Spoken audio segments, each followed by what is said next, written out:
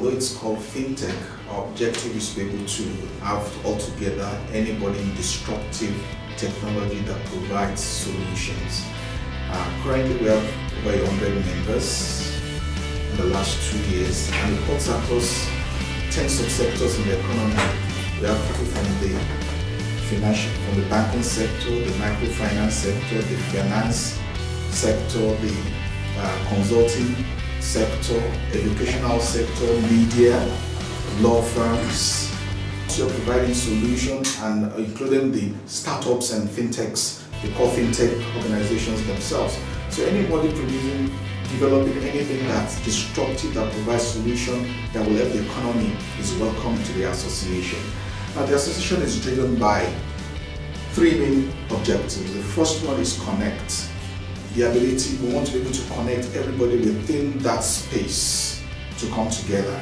So you don't have, I think even the regulators have the challenge of 100 people coming to them for licenses and discussions. But if you have a body that represents everybody in that space, we think that it makes well for the economy. So for us, connect is important, that we can bring all stakeholders, people in payment, people in providing credit facilities, including regulators, bringing everybody together.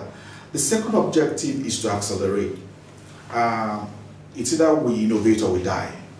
And we think that it's a time where Nigeria and even Africa can actually hijack the future rather than waiting for us to be consuming what's been developed in other spheres. We've got the brains, we've got the talents, so we're able to, so for us, the association wants to be able to accelerate the development of disruptive technologies within the country. The third one is advocacy, that we're able to be the bridge between players and regulators so that we can achieve the objectives of growing the fintech industry in Nigeria.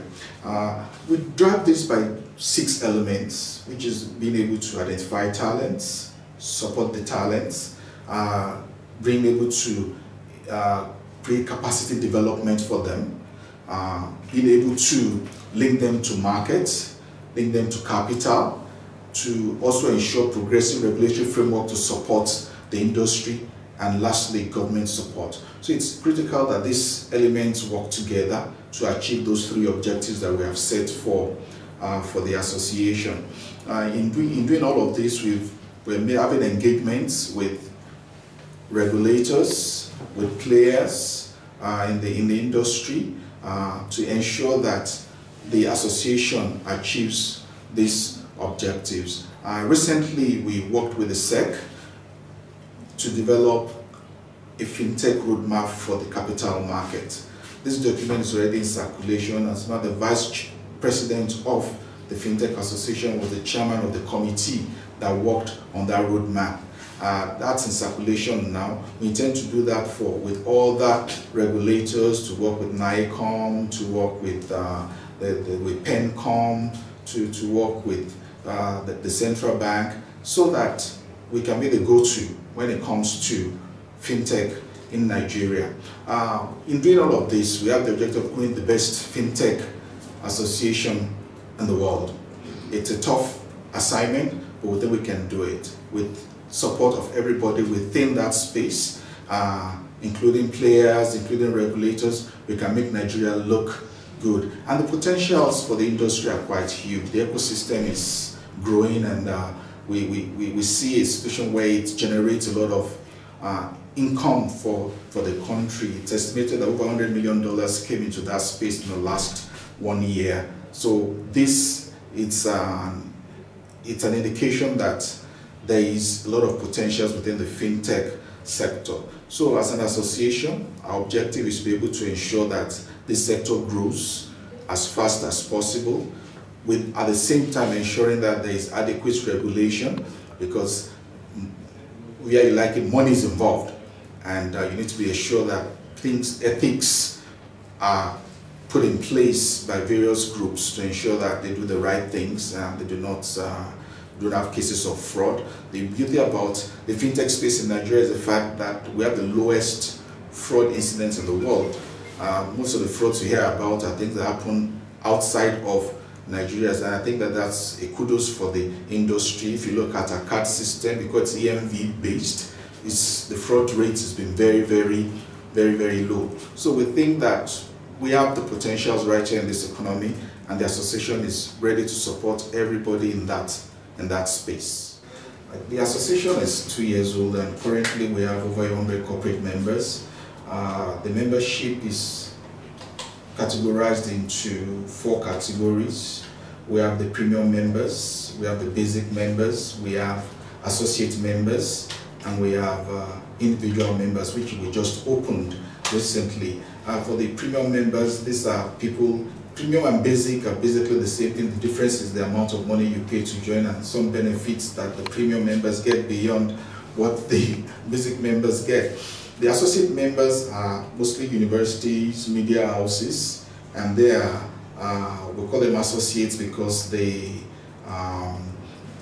non-paying members, but with the mutual benefits that we enjoy together. The last are the individuals, which comes in professional groups, students, lecturers, and pay different fees for those groups. Our membership cuts across various sectors of the economy. We have people from the banking sector, from the microfinance sector, we have companies from the finance companies, we have consulting firms, we have educational institutions, we have media houses. So, I mean, we have insurance companies, we have ICT companies, we have accelerator hubs. So, I mean, it's diverse. So, and the objective is able to bring everybody within the disruptive space. And we have law firms. You know, somebody asks, why do you have law firms?